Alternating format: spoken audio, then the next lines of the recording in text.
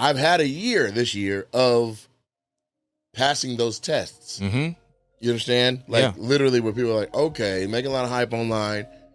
He's on this show with Earthquake and such and such and such and such and such and such, and let's see how he does here then. Mm-hmm. Then I kill, and then they're like, wait a minute. He's a real deal. Hold up.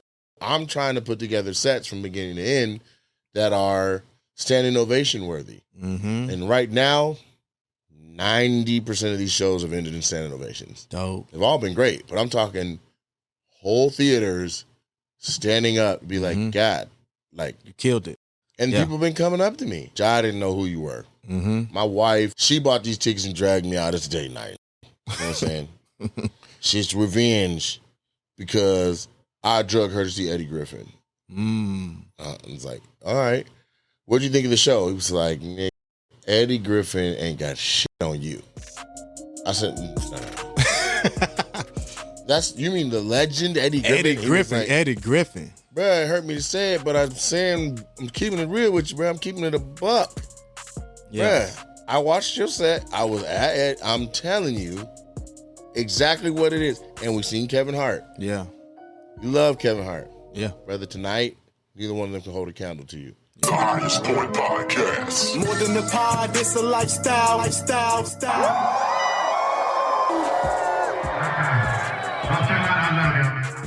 Yo, welcome to the Highest Point Podcast. This is a show for everyone who's willing to put in the labor to be greater and reach the highest point. Now, speaking about reaching the highest point, ladies and gentlemen, we have a very special guest in the building. He's a vet in the comedy game who's elite in his craft, carved out his own lane and reaching new well-deserved heights.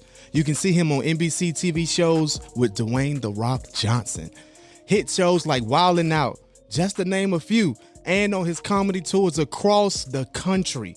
This man has put in the work relentlessly through his peaks and valleys in this treacherous comedy terrain. I'd like to welcome none other than comedian, actor, entrepreneur, Nate Jackson in the building, man. What's good with you, brother? That was a good intro. You took pride in that intro. Yes, sir. I love that. Absolutely, man. Something on this show we really like to focus on is the journey of our guests. Okay. Because a lot of times, people see the end result, have no idea about the sacrifices and things that you've done to get to where you are. And even sometimes equate it to overnight success when we know that's not the case. You know what I'm saying?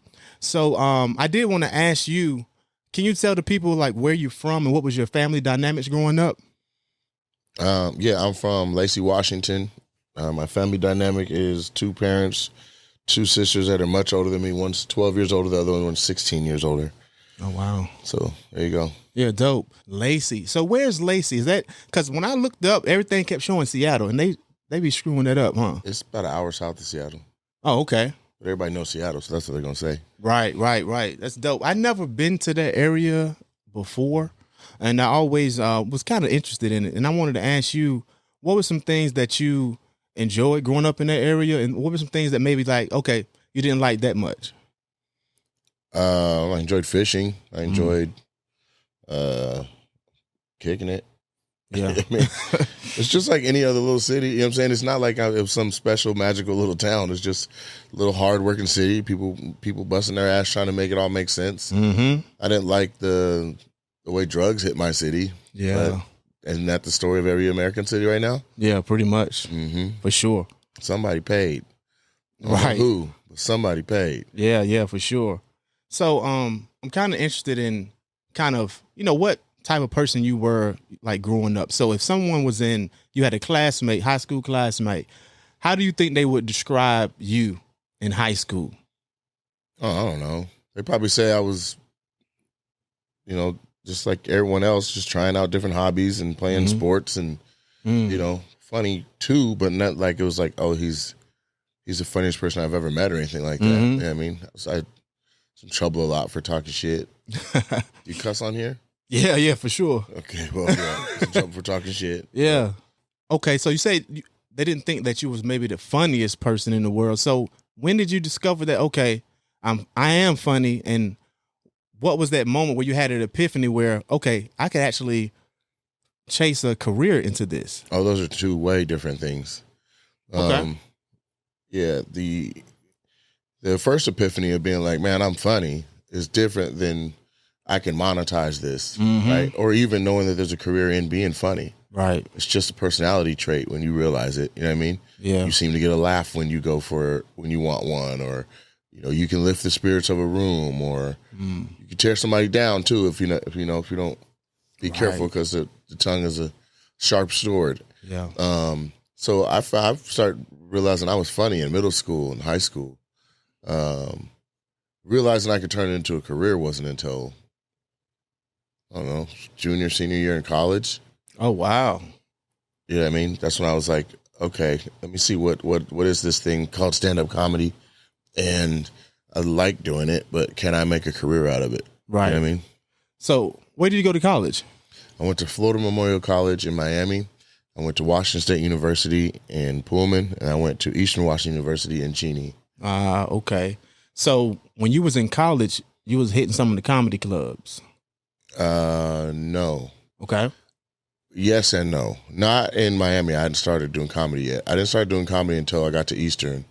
And then I was in school and doing comedy at the same time. So that's why it's a yes and a no. But yeah, I started my comedy career. First time I took the stage to perform was in Spokane, Washington at the Brick Wall Comedy Club. And it was just to see or test my material before the Wednesday night show on the college campus that I got dared to do in front of everybody. Right. Oh, wow. So I know you're talking about testing your material. How do you generally come up with your material?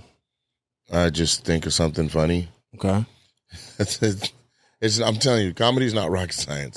You just collect the funny thoughts. You play it, run it by the audience in your head. Yeah. And then the longer you've been doing it, the more the audience in your head is like the actual audiences that end up in front of you. But whatever makes you chuckle and laugh, or cracked up a barbershop or a room or the homies, is probably, if you funnel it into stand-up format, gonna work. Right. So have you ever, when you first getting in the set, putting out your material, have you ever bombed when you was out there? No, I didn't bomb. A lot of comics are like, man, I started out bombing, and I didn't. Again, my first show was in Spokane, Washington, to test my material. We were young. They let us in to perform and then put us out. So everyone was supportive because we were so young. When I say we, me and the guy who dared me. Okay. And that was just like an open mic. And then the first show was in front of all students. So it was the audience of my peers, and they wanted us all to win. You know what I mean? And so that's how I started out. And then maybe if I started in like a major market that had, headliners that lived within 10 minutes and they were all readily available and gigging all the time, then the bar would have been higher. But I was in Spokane, where like, not to knock the comics that are from there, because there are a lot of hardworking guys and gals from there. But at the time, back in 03, I'd say 03, 04, 05, 06, in there, that 3-year period, there wasn't a lot of veterans in the market. There was a couple of guys that had already gone on and went on to do bigger, better things. They'd moved away, or they were on Comedy Central now, but there was no one there. So it was like a low bar. Right. So I didn't deal with a bunch of bombs. I've had rough sets, but that's not a bomb. A bomb is, it's not going well and you don't know how to change it. And wherever it went wrong, it stays wrong, right? A rough set is, maybe it was rough for a minute and then you got them back on your side and you left with a W. Right? And I've had that a couple times, that are like worth, that are significant. Right. Other than that, I haven't had a bad set on stage in legitimately since, I don't know, 2010 Bay Area Black semifinals, and even then it wasn't trash. It's been a progressive. It's been a progression since. You know what I mean? Yeah. So yeah. Okay. So, because a lot of times people will take a bad moment, especially now. He bombed this whole set, but you said something very important. If you can get yourself out of that, it's no longer a bomb. If you can turn that crowd around, it's no longer a bomb. Yeah, but it got to be the real consensus of who saw it. You know what I'm saying? It's a lot of delusion out here. Yeah. Where somebody be like, man, I killed. And everybody's like, No. I'm a realist. Like, I'm telling you, like, I missed something or said something wrong or I misspoke or stuttered or whatever or forgot something. This is a long time ago, you know what I mean? Yeah. And then the crowd was with me, and then I lost them, and then they gave me the grace of getting to the next bit, and then I went on in. Right. I mean, I did the Nard Holston, rest in peace, I did his Jiggle the Keys night at Uptown Comedy Corner in Atlanta. And are you familiar with that? I'm not familiar with the Atlanta scene. So Uptown Comedy Corner is a big old black managed comedy club. Okay. And maybe just 250 seats, right? Well, on I think it was Tuesdays, I could be wrong, don't hold me to the day, but Nard Holston, he would host a night where the crowd could bring a key ring with keys on it. So they would buy keys that hadn't even been grooved yet. Okay. From Home Depot or whatever, and then they would jiggle the keys when they didn't like somebody that was performing. They would go through 18 comics in a half hour. Like, Wow. People would come up, yeah, so you know what I'm saying? And like, boo! They jiggle the keys, and then they sing, I want to say it was Young Dro, but they sing a song like, we ain't even worried about it. Yeah, that's Dro. Like that. And then the DJ played, we ain't even worried about it, over and over again. And then hopefully you're smart enough to hang the mic up and just walk off with some pride. Right. But I even did well at that. Like, I didn't know what to expect. I just went up, started saying my stuff. It was quiet for a second, and then somebody was like, "Hey, yo, this nigga funny," like in the back. And then I got out of there, and I went with like 5 or 6 of my comrades. Yeah. Every single one of them had hung the mic back up and go, hung the mic up back and go, and hung. You know what I mean? Yeah. I was the only one that got out of there with a dub. So I'm like, okay, yeah, I might be working with something. Yeah, you got something special. It's moments like that define, where you realize how funny you are, or how funny you have the potential to be. Mm-hmm. You know what I'm saying? And I still haven't hit a quarter of my potential for what I can do on screen, on film, or on stage. But we're having success, and it's going well. Yeah, absolutely. I mean, I love your trajectory, man. I've been watching you for a minute. Because I've been watching how I actually first saw you was back in the day when you were doing the show. You was on 5150 show, and I was watching you up there. Shout out Corey Hogan. Yeah, for sure. And then I was like, yo, I'm gonna follow what this guy got going on because he's funny. And then he don't mind going back and forth. You know what I'm saying? Getting your point across. You know what I'm saying? Like, and I was like, okay, on that's 5150. Yeah, yeah, people drown in that. Exactly. I'm a man first. You gonna talk to me? Yeah. So so I'm a fan of that, getting your point across. You know what I'm saying, and saying it with your chest. So I really love that. But one thing I did want to ask you also, when it comes to you a comic, when people see you in the streets or something, is it hard to navigate from like, look, I'm not a comic 24/7. That's me when I'm on stage. Is it how do you turn it off and not offend someone? I don't know. I'm working on it. I could not tell you. I'm an introvert, kind of. Oh wow! Like I'm one of those people that if I'm comfortable with my surroundings, like where I'm physically at, environment wise, and who I'm with, I'll be loose and have a good ass time. You know what I mean? But as soon as I'm like, I don't know where the fuck we are, right? Or if something happened, how we get out of here? Yeah, I'd rather be, more stoic. Yeah, and so a lot of what's happening lately is a lot of it is a new place, a new city, a new thing, a new place every day. You know what I mean? And so there I am just chilling. You know what I mean? Like I was sitting outside the hotel waiting on the Uber to come get me. There was a group of like 7 middle-aged white dudes, and they all got up and slowly went into the hotel. And then the last one was like, dude, we're coming to see you tomorrow.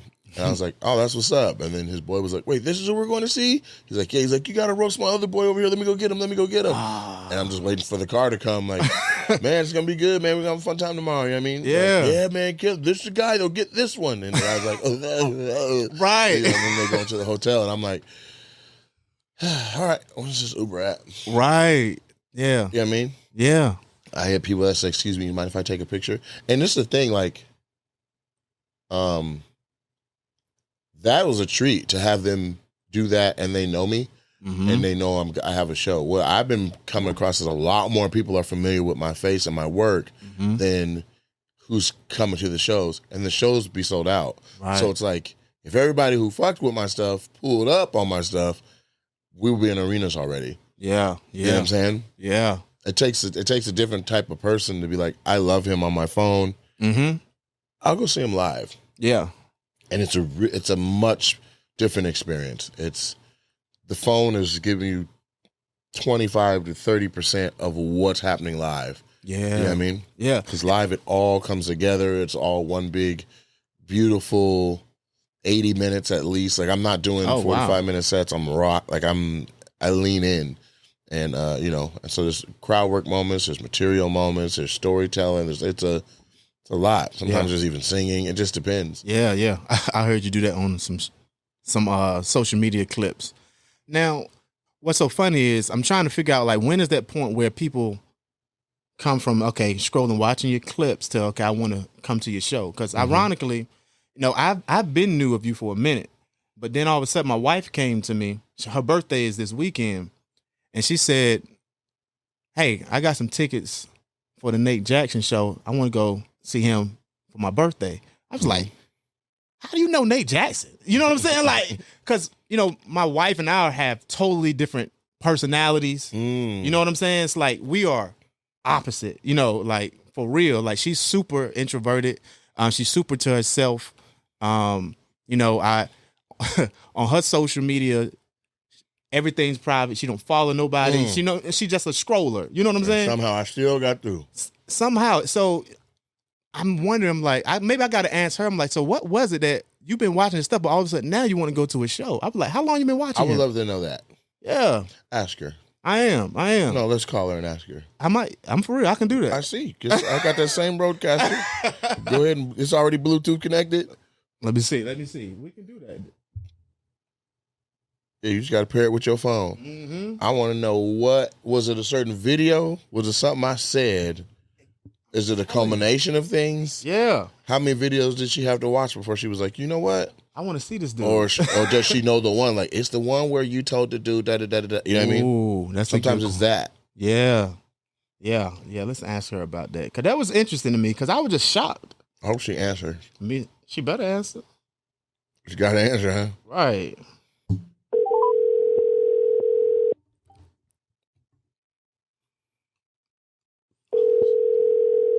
Little Ari.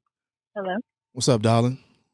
Hey. You doing all right over there? It looks like Little Ari doesn't share their location with you in the Find Who's that My app. talking? That's Gafar's Fury. Oh, okay. Get to it everywhere I can hear you real quick, if you don't mind, because you are now on the Highest Point Podcast Show, and I got special guest Nate Jackson in the building. We got a quick question to ask you. You understand? Hello. What up? So what up?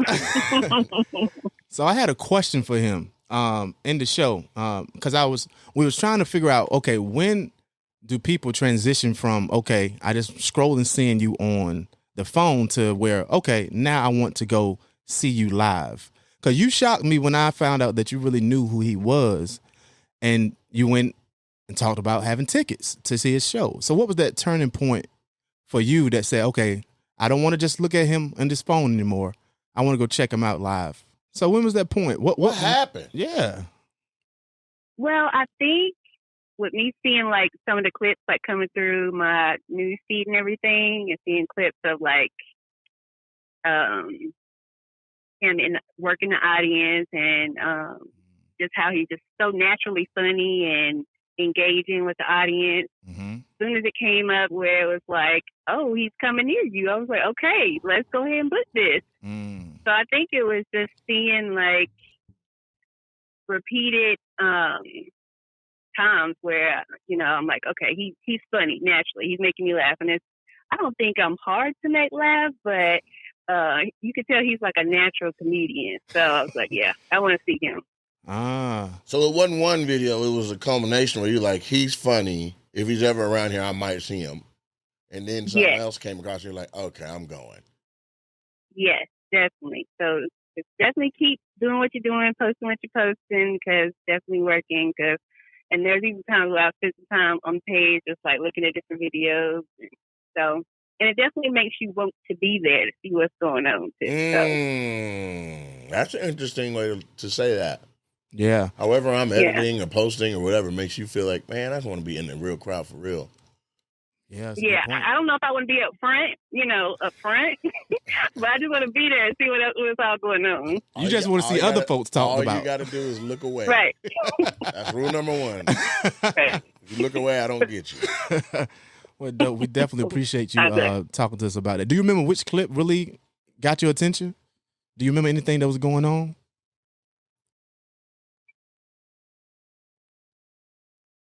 You hear me? It dropped again. But she said bye. Did she? No, she didn't. Yeah, she said, all right, bye. And he's like, do you remember? Do you remember? Right. But yeah. So I guess we got a little bit of insight now. That crowd work makes spectators want to be there and witness it firsthand. Yeah, or more so what I would pick up from what she just put down is that it's not one clip as a catalyst. It's 2 or 3 touches, you know what I'm saying? Yeah. Let me see what this is. Oh, that was funny. Let me see what this is. Damn, he's funny. Consistency. Let me see what this is. I want to see him live. Yeah. Let me see what this one is. Okay, I got to see him live. Yep. That's where we're at. You know what I mean? Yeah, that hammer just keep beating. Yeah. Like, man, he don't miss. Like, that's what you right, want. right. Because you know what I mean? If you're going to go see a show, you want to know, you want to be, you know what I'm saying? You want to know that you didn't just blow your money picking the wrong act. Right. How many times have you been to a show where you're like, man, yeah. And I don't care who you are. If you've been to a few shows and you went and you followed somebody who has been marketed heavy and you went, if you have any type of super high expectations, you're like, man, damn. Yeah. It was cool. Right. I mean, he better on, she better in. Anyway, we're going to go eat. Like, that's how people, For real. you know? Yeah. This year we've been to 3 different shows. We went to see Bruce. Just recently we saw Corey Holcomb, and now we're going to see yours. Nice. And we have our selection, we feel pretty confident that we're not going to miss when we go see somebody. You know what I'm saying? We don't really take risk. Right. Because it got to be that consistency. I'm a risk. No. Yes, I am. Because you got to understand, here's why. I know I'm not a risk, and you know I'm not a risk. But for the average person who's not already into seeing what I do, I'm the one that sticks out. Corey Holcomb been on Comedy Central. He's got numbers of specials. He's got a podcast that's wildly successful. Bruce, household name in urban comedy. Yeah. And then you throw in Nate Jackson. It's like one of those is not like the other. I've had a year this year of passing those tests. You understand? Like literally where people are like, okay, making a lot of hype online. He's on this show with Earthquake and such and such and such and such and such and such, and let's see how he does here then. Then I kill, and then they're like, wait a minute. He's a real deal. Hold up. I do a show with Deion Cole, Corey Holcomb, Dominique. And it's not like I did the show and I did the show, thank you, good night. Like, I do it a way where it's mine. Right. While I'm up there, it's mine. Yeah. And when I'm done, I'm done. But while I'm up there, it's mine. So I leave a mark on it. For people who came to see the other acts on that show, you came to see Deion, you came to see Corey, you came to see Dominique, or were like, yo. Yeah. And Deion introduced me crazy. He's like, this dude's been sold out everywhere. We're lucky even to have him here. He is hard to book, y'all. He is killing it right now. And so people who knew me were like, yeah. People who didn't were like, let's see. I got folded arms right away. 10 minutes in, they're like, oh my God. Like, and that's But I'm passing a test because they want to be like, prove it, nigga. You know what I'm saying? Yeah. Prove it. Yeah. I proved it, and that's what this year has been about. So where a lot of people are at right now is finding out how funny. Like, they come to a show, they're just doing a taste test. They leave, they talk to whoever they came with, and they compare it to everything else they saw in the last 5 years. Right. They're like, where did that fall out of all the shows we saw? Yeah, for sure. For sure. And that's how you judge a thing. You go to the movies and you're like, is that the best movie we've seen? No, I'm good. I said, is that the best movie we've seen? I had to tighten it up. Oh, we saw it. Is that the best movie we saw? And you think about the movie you're watching right then, and you're like, I mean, I saw the Rotten Tomatoes or whatever, and it was rated whatever, but when I saw it personally in front of it, was it better than, Huh. you know what I'm saying? And you're Yeah. just pondering on, you're like, yo, that's the best movie I've seen in like 5 years. Right.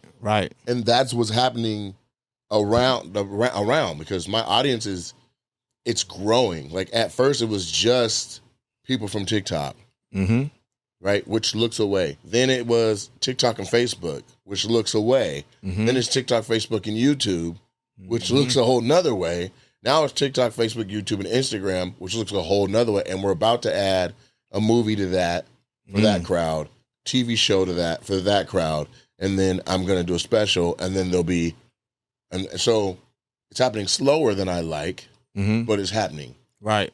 So my audiences are diverse. When you come, you're going to see not just a room full of niggas. Right. Or a room full of black people, which is two different things, if you know. You're not going to see a room full of Asians, a room full of Mexicans, a room full of white people. You're going to see all of that shit at once. Yeah. And everybody just wants to laugh. Right. I just had 8 middle-aged white dudes, I told you, outside the hotel. Yeah. Okay? And it'd be, so if it was just them 8, and then you and your wife, you guys would be like, damn, it's a lot of white people here. Yeah. You know what I'm saying? Yeah. And what's really wild is black people just now entered the chat. Wow. If I'm out and about or in the airport, that's who's stopping me. Nigga. Hilarious. Yeah. At the shows, they ain't there yet. When you gonna come to? Interesting. Come on, man. When you got a show? Man, I just had it last night. Yeah. You bullshit. When you coming back? You know what I'm saying? Yeah. And that's just culturally, we're like slower to buy. Yeah, that's not true. tapped in. Yeah. We ain't hear about it at the barbershop. We ain't hear about it. Right. You know what I mean? Yeah, But yeah, the white folks, they watching a video. Oh, he's coming. Let's go. Yeah. That's You know what I'm saying? Yeah, And the literally. Asians and the Polys and the Samoans, they're heavy in there. The Mexicans. Like, hey, if you want to go? Yeah, let's go. yeah. And I feel like it's my job. If somebody's going to, one, seek me out and actually pull up on me, I got to give them a hell of a show. Yeah, for sure. Just facts. I got to give them a hell of a show. I've been to so many shows. I'm not that far removed from being the person that's in the crowd watching the same people you love too, to be like, oh, Bruce is coming. I ain't working tonight. Let me go watch. Yeah. I'll buy a ticket. I'll go sit down and watch and be like, damn, that nigga really did 45 minutes. Right. Or damn, he really did 40 minutes. Yeah. Or like household names be like, did he really just do 30 minutes? Yeah. Like Yeah. we were in line longer than he was up there. Yeah. Yeah. Not me. You gonna call your babysitter fucking with me. Yeah. And it's all gonna be, and the whole point is something's gonna give somebody something. It's worth it to somebody. Now, if you catch it all, if I get you and you're on my wave, you forget about it. Yeah. You're gonna be like, my face hurts, my stomach hurts. I haven't laughed like this, and who knows? If you get on my wave, even if you don't get on my wave, some of that shit gonna hit you every other one or every third one or every Right. a 7 will hit you, 8 might miss. But if you get in there and everything is busting your ass, it's over. Yeah. Yeah. It's over. So leave how out of long there have being you been he's the doing it? GOAT. 20 years. 20 years. Now, when people come to you and think that you're a new comic, do you feel disrespected about that? How do you feel about They're that? just showing that they're green. I care less. Like, thanks for getting to know me. Right. You can't watch my stuff and be like, he's brand new. Like, you just can't. Like, the skill set that I'm showing, That's a like, fact. he's been doing this shit somewhere. Right. You know what I'm saying? Yeah. Facts. And people that are like, oh, it's easy. Okay, do it. Because I wasn't doing crowd work until like 3 years ago. So I know it's hard because I had to have the entire skill set of stand up to then abandon it and then use the information and the impulses and the catalyst from the information from the audience to then apply everything from stand up right back to it on the spot. Yeah. People Man, gonna that have the shit's element way of harder. surprise when you come in there. Because if someone used to seeing your crowd work and then get there and you're doing bits and you're doing these storytelling, they be like, hold up, I didn't know he was a Army Swiss knife. You know what I'm saying? That's what I'm saying. They can really get caught off guard. And I wanted to talk about the art of crowd work as well because, you know, to me, on my social media, you're easily in the top 3 that I've seen doing crowd work. They come on my timeline. And a lot of comments come on my timeline when it comes to them doing crowd work.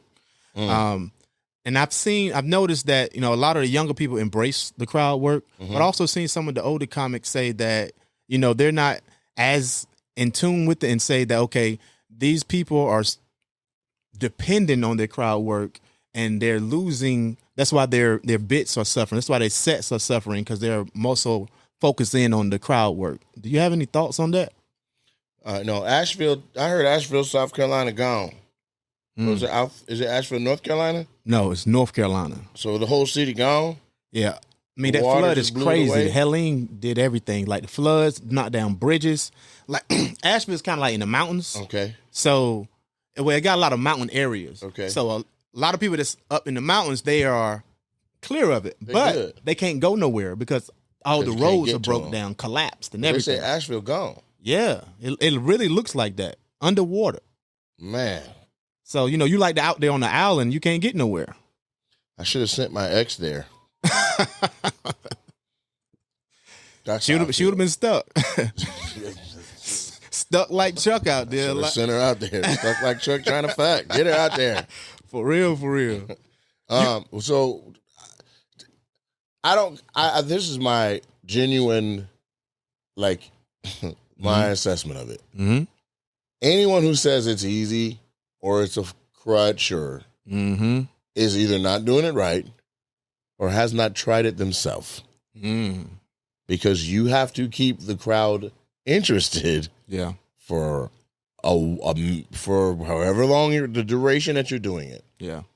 Now, the best form I think of it is where there's it's a seamless Mm-hmm. it's a seamless flow between crowd work and material, and then the audience should be left being like, you think this is a joke or this is material? Ooh. Is he doing this right now because of what just happened, or is this something he was already? Did he guide us to this, or is he doing this just because of the moment that just happened? Yeah. You see what I'm saying? And that's what makes every show authentic and different. I'll tell you right now, a lot of what I'm doing on stage is whatever the fuck happened, and I'm making shit up on the spot. Yeah. I'm telling full stories on the spot, or if it's material, I got it in my toolbox, and it's like opening up a hood of a car, listening for what's wrong with it, then going to the toolbox. Right. Traditional stand-up is bringing every tool out, doing it your way, and then turning on the car to see if you fix the sound. Yeah. Did they laugh? Did my material get them? Mm-hmm. Well, I only did stuff that they wanted to hear. I listened to what got the best response. Okay, got it. Ah. This crowd want a little bit of freaky shit. Here we go. This crowd want to think. Got it. This crowd wants the jokes handed right to them, punchline on a spoon, bow. This one, they want the punchline to be omitted. Then they think of it themselves. Then they laugh as a group. Like, there's so many ways to do comedy. Yeah, these people want to be interacted with. These people want to just let me go the fuck off and rant. You know what I mean? Right. Right. And if you're doing it right, a great set is like a great song, right? A great song is not all one note. Right. It's got a higher pitched part, a lower pitched part, a medium pitched part, bridge, verses, a hook, vamps, doubles, harmonies. Yep. You know what I'm saying? Yeah. Riffs. Then under all that is just a whole track where the motherfucker just ad-libbing. Like, Right. and you need, for a great song, the good baby making music, that's all in there. And so I'm trying to put together sets from beginning to end that are standing ovation worthy. And right now, 90% of these shows have ended in standing ovations. Dope. They've all been great, but I'm talking whole theaters standing up, be like, God, like, You killed it. fuck.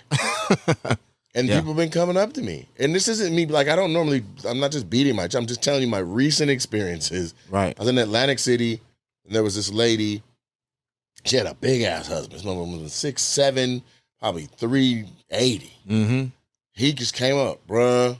I got to tell you, I wasn't fucking with you. I didn't know who you were. My wife been laughing and shit. I hear her in the room watching videos and carrying on. And she bought these tickets and dragged me out. It's date night, nigga. You know what I'm saying? She's revenge because I drug her to see Eddie Griffin. It's like, all right. What'd you think of the show? He was like, nigga, Eddie Griffin ain't got shit on you. I said, no. You mean the legend Eddie Griffin? Eddie Griffin. Bruh, it hurt me to say it, but I'm saying, I'm keeping it real with you, bro. I'm keeping it a buck. Yeah. Bruh, I watched your set. I was at it. I'm telling you exactly what it is. And we seen Kevin Hart. Yeah. You love Kevin Hart. Yeah. Brother, tonight, neither one of them can hold a candle to you. Yeah. That's I'm real. like, thank you. Yeah. Daps me up. You drinking anything? I said, no, I already was drinking when I was on stage, man. I'm not going to keep drinking. Mm-hmm. All love then. His wife, can we have a picture? I'm like, come on. Yeah. That's a real experience from somebody who was a genuine, like, he came to that show like, I don't know who the fuck this is. Right. And my wife can't pick funny worth a damn. I'm funny. She ain't even the funny one. Yeah. That's how his whole dynamic was set up, and fucked around and got his ass rocked too. And that's what I'm seeing a lot of. Like, people are taking a chance on me through a friend, mutual, or their boss was like, the whole office is going out. And you're like, who are you going to see? Then you go online, you look at all he does is talk about people. Come sit down in the show. Right. It's different. So you can be like, yo. Yeah. You know what I'm saying? Yeah. So that's what it's been. This has been the year of the test and, the taste test where somebody just did a little, let's see what he, all right, I'll buy the whole thing. You know what I mean? I know this year, has been really, seemed like you've been really busting through like that glass ceiling. A lot of things are happening, not even just this last year, probably the last couple years. Do you think it's the people finally catching on, or you hit a new level, or maybe a little bit of both? It's mostly the people catching on. But in the consistency of doing so many shows and all that, like, I'm good at what I do, and I'm growing. I'm making sure I'm growing. I'm trying to make sure the shows are all different. I'm trying to make sure that, you know what I mean? Like, the only reason right now that there's any resemblance from one show to the next is because I'm trying to hone in what will be what I say on a comedy special. Yeah. Other than that, it's the Wild West. Yeah. You know what I'm saying? I say the 3 rules, and for the next 75 minutes, I don't know what's going to happen. Yeah. I don't even care. I just know every show going to be different than the next one. But, so it's been, again, I think it's been predominantly people catching up. Now, you got to understand, I own the biggest black-owned comedy club in America. I've been producing shows my entire career. I've been hosting shows for 15 to 17 years where I'm the face of the show and then other headliners are on the show. In my market, I am Kevin Hart. Yeah. I just said I got to get the country or certain markets the way I have it here. Absolutely. And that's good enough for me. Yeah. We surpassed that last year. Like, I sold more tickets in comedy clubs than any other American comedian. Oh, that's fire. Last Congrats. year. Yeah, that's and fire. then turned it into theaters this year where we're running hot. You know what I mean? Yeah. And that was in comedy clubs. There's acts that sell more tickets than me, but they weren't in clubs. They were off in the theaters. This year I'm in the theaters, and I am in the conversation of the top 15, the top 17 acts that are out even selling tickets in theaters. Yeah, fire. And right now, if you understand how touring works, there's only so many major cities in the country. A healthy tour in the first leg, the first 6 months, is going to hit every major city. Right. The back half of that year is going to be ancillary markets, right? Yeah. That's how you get a Greensboro instead of a Charlotte, okay? And so I'm on the back half I'm on leg 2, which means I'm on the ancillary market. We're still knocking shit back. Yeah. We're still crushing. We sold out the Atlantic City. We sold out Raleigh. Things have been sold out. Toronto was sold out. You know what I mean? And so we're going into 3 cities this coming up. I think they're all within 2 hours of each other. If somebody wanted to get in the car and hit all 3, they could. Right. You know what I'm saying? So I'm trying to build it to where, like, anywhere I'm at, it could be sold out, and then I could go 1 hour from there, and it's also sold out with people from there. Right. And then 1 more hour, and it's also sold out from people from there. Right. Not I get to the market, and then one person goes to all of the shows. You can do that. Be the super soldier, please. But that's what I'm trying to get it to. Yeah. I want to be able to sell out Raleigh, Charlotte, Greensboro, all in the same go. You know what I'm saying? So that's what I'm working towards. But it takes people. It takes real people, real fans, and real people that understand their footprint and their value to the dream. Like, none of it works. And it's not just bumper sticker talk. It's not just refrigerator magnet talk. None of it works without the people. Right. Not none of it. And that's why I find it crazy when certain acts act like the people ain't shit. Yeah. Or like, man, my shit going, they ain't shit. Like, I'm like, That's a choice. Right. You know what I'm saying? Yeah, for sure. That's a choice for sure. Yeah. And it ain't gonna be me. Listen, I'm telling you, when you come to my show, you'll see. They're gonna open doors at 6. Showtime's gonna be 7. But sometime between 6 and 6:30, I'm going to be in the lobby next to my own merch, taking pictures, signing merch, talking to people, and there will be a line, and then the show will be going for 20, 30 minutes. I will still be in the lobby. Right. Then I will go back. I'll use the bathroom, wash my hands, and I might have a bite to eat while I wait for I have there's 4 openers. The 4th comedian will be closing out. Then I'll be ready to walk out and go on stage. I'll do 75 to 85 minutes of comedy. Then I go right back out to the lobby, and I'm back out there again. The meet and greet people who bought the advance meet and greet, they get to come up and cut that whole line. They get posters, they get hugs. Like we spend real, actual quality time with them. Right. They can cut the other people, and then they once they're done, they get their lanyard signed off. Then I'll take pictures and sign merch faster with everyone else. You know what I'm saying? Yeah, for sure. But I'm not missing I'm trying to build something serious here. Yeah. And I can't do it. I don't think it's possible to do it if I just pop out, do a few minutes, and then boom, I'm off. There has to be that one-on-one touch. Definitely. Did you enjoy the show? Yeah. I'm so glad you came. And I really am. Right. I've been grinding 20 years. For people to give a fuck, I care back. I care right back. Again, I'm not that far removed from going to shows and being like, is he coming out? And they're like, nah, he say he don't feel like it. Yeah. He not coming out? Yeah. Yeah. It can be disappointing when it happens. Fuck is upstairs. Yeah. You know what I'm saying? Yeah. I own a comedy club. I see the acts get off stage and go straight upstairs and just be chilling. They just go right into their phone. I'm like, there's a line down there of people that want to say that they love what you just did and admire you for your career. Nah, I'm cool. Yeah. Nah, I'm cool. I definitely. Nah, I ain't going. Tell them I thank you and all that, but I'm cool. Right. What? So yeah. All right. Then I go back down. They say he ain't coming out. She says she ain't coming out. They say they ain't coming out. All right, fine. We came all the way from Portland. They drove 3 hours. Right. And you can't walk down 10 steps.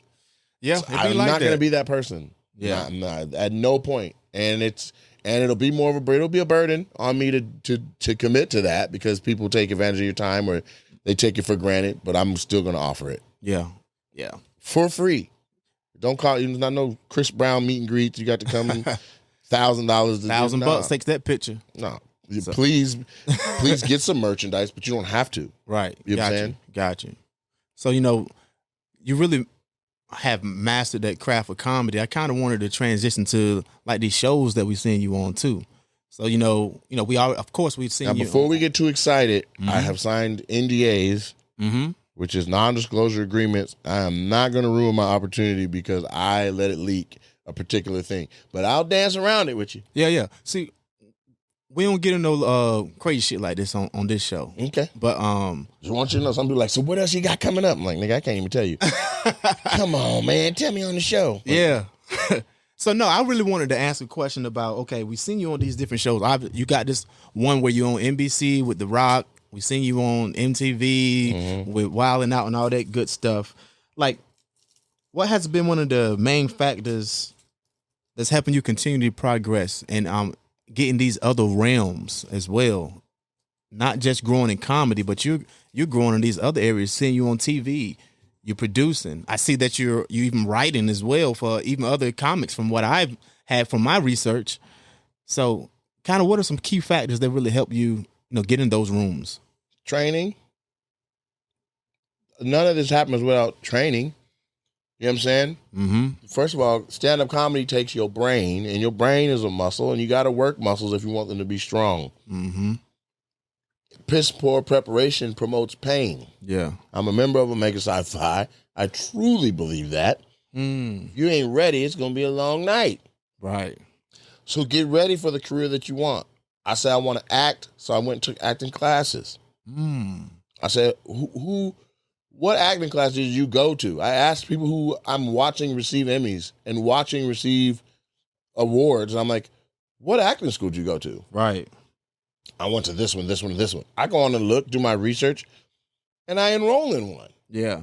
Take the whole class. Learn a lot. Yeah. Apply it. Start using it.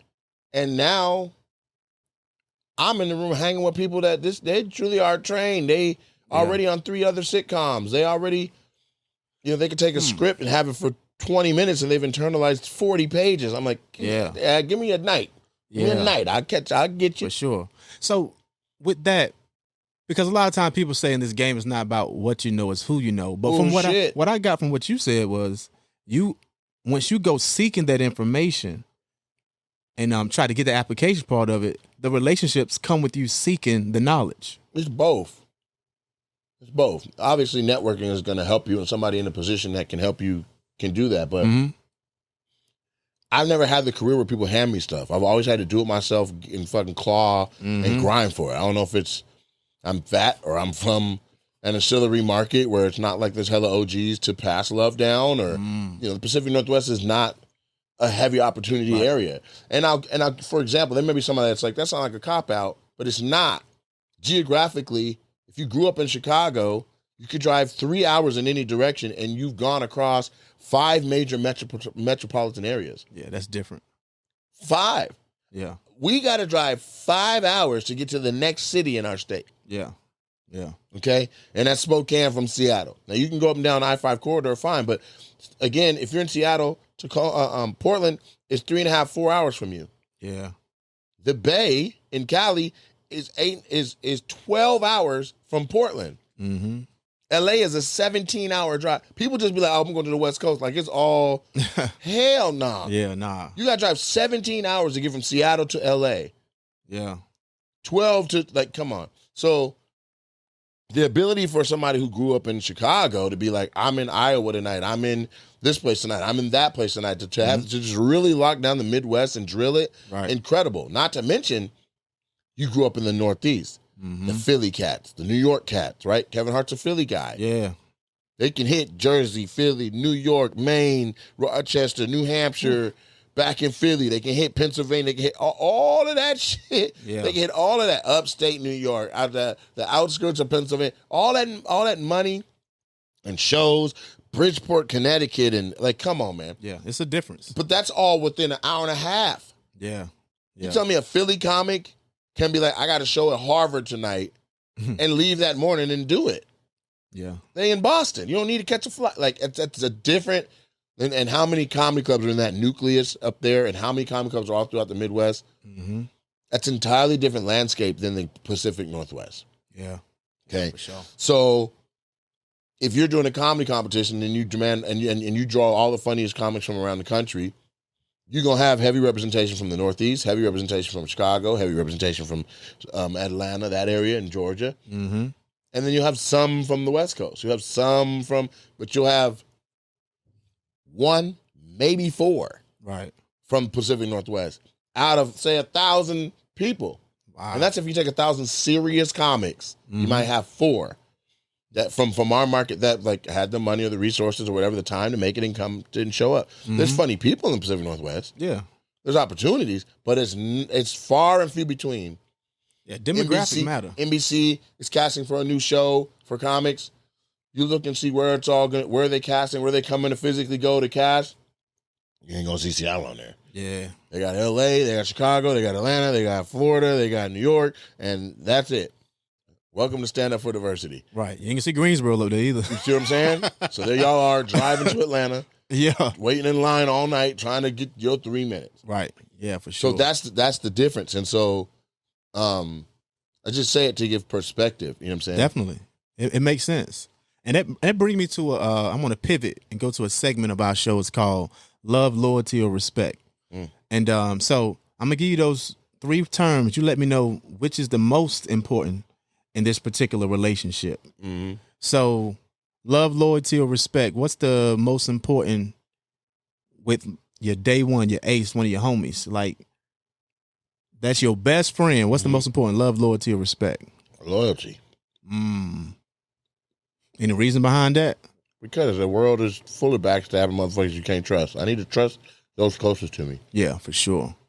I bet. So love, loyalty, or respect when it comes to your old lady? Respect. Okay, what's behind that? I need my woman to respect me. Yeah. Love is it's an emotion, but it's also a state. Mm-hmm. Right? Like saying I love you is one thing. Being in love with someone is the state. You're in that state. You're in a state of love. Yeah. Yeah, for sure. You can be in love with somebody you shouldn't be in love with. You can be in love with somebody who doesn't even know you back. Mm. How many people you know that are in love with Michael B. Jordan? Yeah. You can be in love with somebody who loves you too. You can be in love with somebody who just likes you, where it's a teeter-totter, it's a seesaw effect of love. So from my person, I need to know that I'm respected. You respect what I do enough that when I come home, I can have some peace. You respect what I do enough that there's a meal or something because you know I ain't eating. I'm grinding so hard, I done forgot food. Yeah. You respect me enough to not nag the shit out of me and wear me down. You respect me enough to not use and abuse or want me for my money or my likeness or any type of clout related thing. Like it's respect. Yeah. You know, I don't have to talk about how to dress or how to come when we come in public because you know it's about respect. Yeah, for sure. People don't understand how much a man values peace. Mm-hmm. It's so important. Mm-hmm. Like, give that man some peace. He'll definitely love you.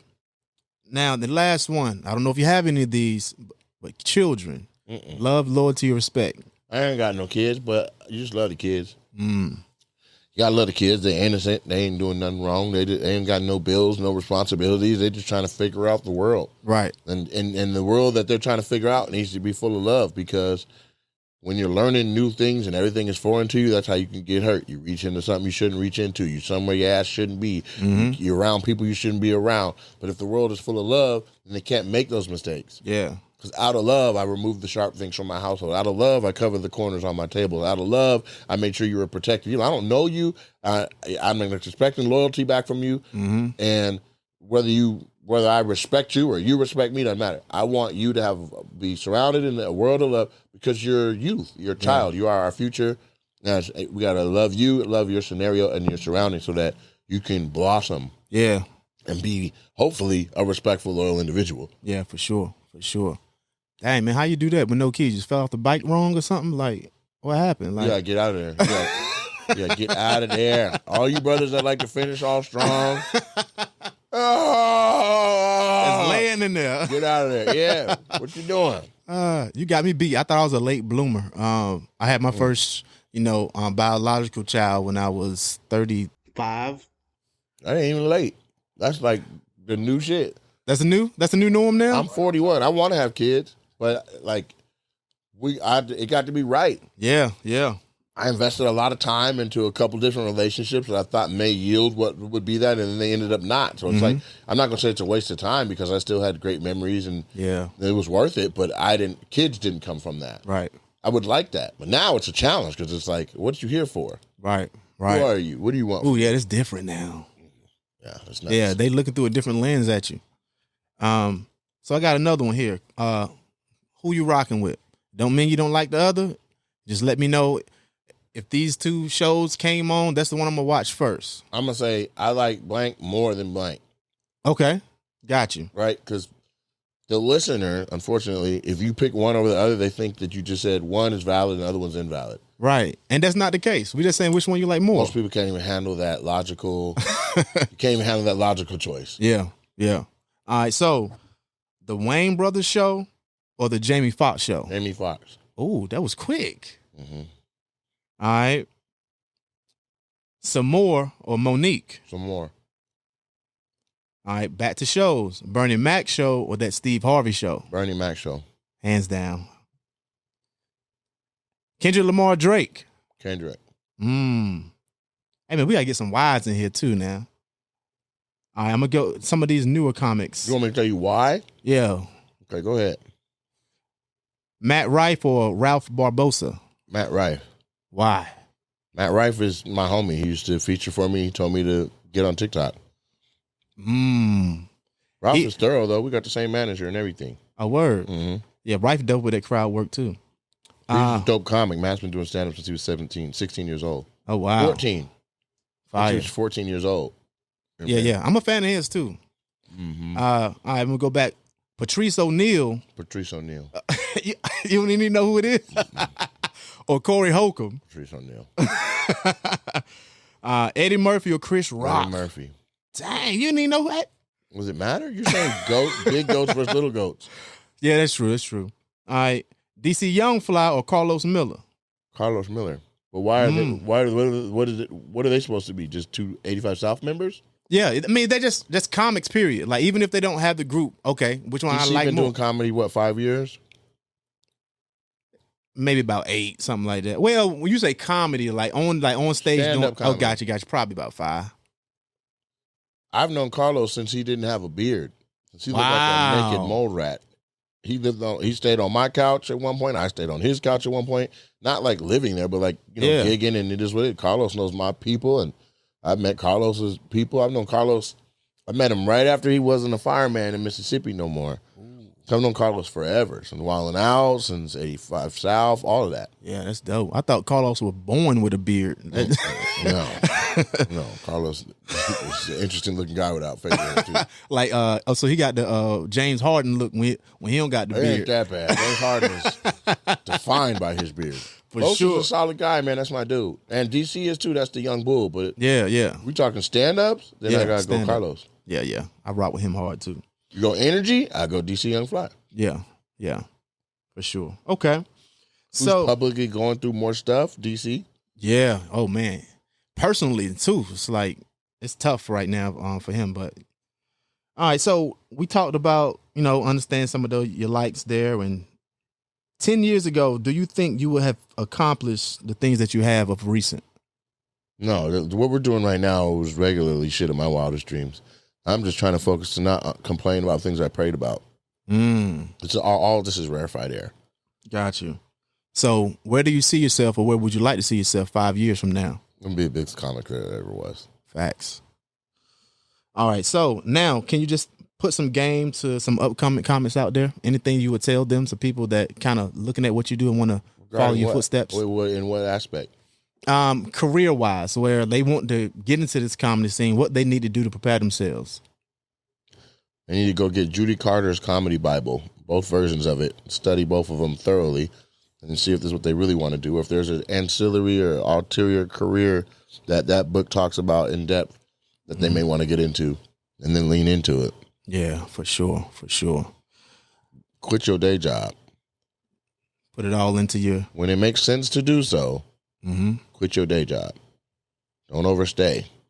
I know it's a silver spoon, but you got to get up out of there.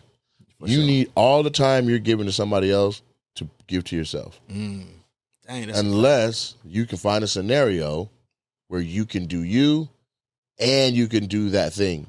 Right. Like, this is a very interesting, there's a synergy here where I give, he gives, we work, we ebb, we flow, and together he grows, and he gets to leapfrog and grow exponentially faster than he would on his own. Right.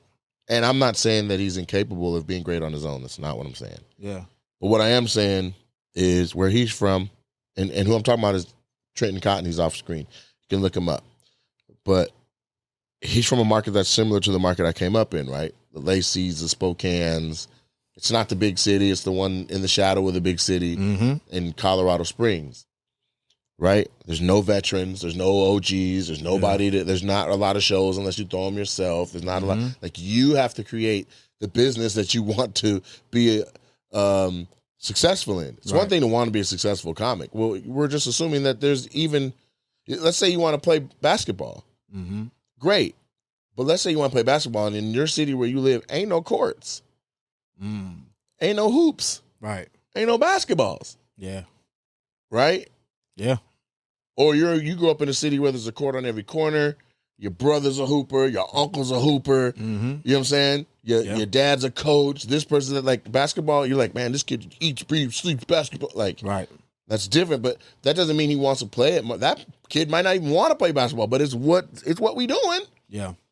Yeah. Okay. Now take that and call that stand up. So when I say, have you ever seen a flower growing on its own? Nobody watering it, nobody doing nothing? No, it don't happen. It does, but it's a wild flower and it is rare. A rose in the concrete world, or you just walk through the woods and you see a bed of dandelions or something like that. Now, have you seen a nursery where the flowers have been watered and manicured and cared for and sheltered and It's different. advised? And it's definitely different. Yeah. They're growing tropical plants that ain't even from that area. Yeah. Yeah. Right? So that's the ideal scenario. So when I say quit your day job, I don't mean just like throw precaution to the wind, volunteer to be homeless for stand-up. I'm not saying that. I'm saying you need to move with intention. Yeah. And that's the most important thing I can say. Move with intention. Strategize. You know you don't want to work no more? Well, save money then, so that the day when you say you gotta go, you don't just land ass on the ground. Yeah. Like, damn, what am I supposed to do now? Like, have some cushion. Yeah. For You know sure. what I'm saying? You want to do stand-up, what are you going to say? Prepare for that. Yeah. You want people to know you got shows? How you going to show them? Yeah. Prepare Facts. for that. You want somewhere where people can go and find you and know what you got going on? What? Prepare for that. Make that. Have those things so that when you're like, I'm walking away from this, you're a legitimate, real comic in every aspect of it. You got your socials right, your website right, your graphics right, your pictures right, your utensils, your laptop, your camera, your tripod. Like, you have something so that you don't spend the next 5 years with no money trying to save up for tripods or rely on, friends or family or playing women, acting like you love them just so they can prop you up, you know? Yeah. I'm just saying, like, if you want to be self-sufficient, you want to grow in comedy, you want to, like, and that's the thing. If you want to be funny, you need to, like, shut some of the world out. You need to quiet some of your life so that you can just think about the humor and focus on that. If the rest of your life is barking and always needing attention, then how do you have attention to write? Yeah. It's not going to happen. There's a reason authors take trips and just go off grid in cabins and shit and pop out 3 months later with a whole book. Like, there's a reason why it's like that. Yeah. You know what I'm saying? So it's a game. That's what I would say. Move with intention, strategize, and don't stay in a day job longer than what is necessary. Use it as a resource, not your backbone. Yeah, for sure. I 100% agree. And I really like asking people that really been in the game to provide that advice because, I mean, you're a walking testimony. So, you guys definitely make sure you paying attention. He's done it. If you want to follow, hey, pay attention to the game. So, you got all these things going on. How can people tune in to what you have going on, follow your tour dates, come to your shows? Can you provide them that information? Sure can. For my stuff, go to NateJacksonComedy.com. For all things related to the Super Funny Comedy Club in Tacoma, Washington, go to SuperFunnyComedyClub.com. That simple. Please catch me live. Make a point of it. Even if I'm not coming to your city, pick a date on my calendar. Think of where you know people, friends, family, someone you went to college with, high school with, somebody that you used to rock with, and now they live there. Go visit them and come see me. For sure. It'd be well worth it, people. We going tomorrow. So, don't meet me there, beat me there. If you ain't got your tickets yet, boy, go ahead, hit that website. I already seen the places, and it's so many different areas, yo. So I'm sure it's an area near you. So go ahead, tune in, go to the website. Until next time, you guys hold it down. Don't let it hold you. Peace. The highest point. You dig? The highest point. The highest point. The highest point. This is the highest point podcast. Oh, yeah, that's a drop. That is. The Highest Point Podcast. More than a pod, it's a lifestyle.